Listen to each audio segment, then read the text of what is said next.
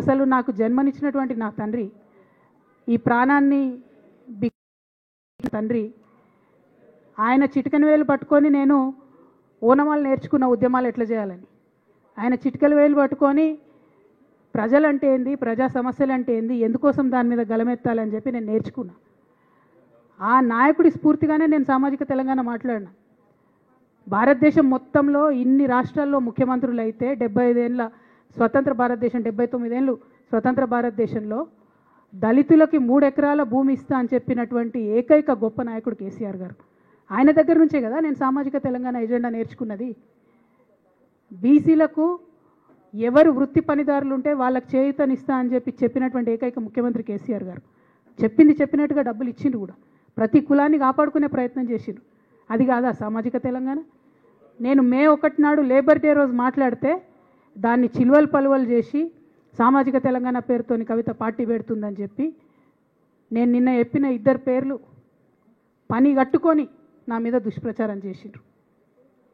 నేనేమైనా తప్పు మాట్లాడినా? బీఆర్ఎస్ పార్టీ వ్యతిరేకమా సామాజిక తెలంగాణ నినాదానికి? బీఆర్ఎస్ పార్టీకి సామాజిక తెలంగాణ లేదా? భౌగోళిక తెలంగాణ వస్తే సరిపోతుందా?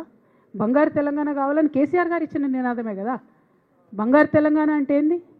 హరీష్ రావు ఇంట్లో బంగారం ఉంటే, సంతోష్ రావు ఇంట్లో బంగారం ఉంటే బంగారు తెలంగాణ అవుతుందా? కాదు కదా. ప్రతి ఒక్క సమాజం బాగుంటేనే బంగారు తెలంగాణ అవుతుంది. నేను అదే కదా మాట్లాడినా.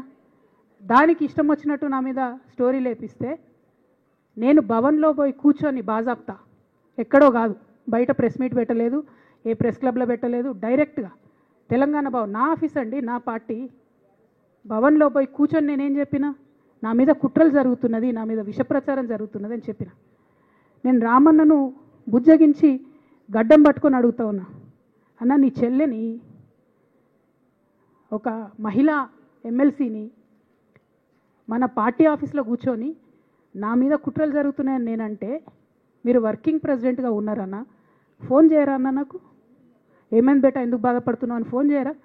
ఇది ఎప్పుడు జరిగిన ఇన్సిడెంటు? లేక లీక్ కాకముందు, నేను నా కొడుకు గ్రాడ్యుయేషన్కి అమెరికా పోకముందు, అంతకుముందే. మరి మీరు వర్కింగ్ ప్రెసిడెంట్ కదన్న, పార్టీ చెల్లెలు అన్న బంధుత్వాలు పక్కన పెడదాం ఒక్క నిమిషం. ప్రొఫెషనల్ సెటప్లో ఒక పొలిటికల్ పార్టీలో ఒక మహిళా ఎమ్మెల్సీ భవన్లో కూర్చొని నా మీద కుట్రలు జరుగుతున్నాయంటే మీరు మాట్లాడినరా అన్న? 103 రోజులు అయిపోయిందన్న ఇయ్యాలటికి, ఒక్క మాట మాట్లాడినరా?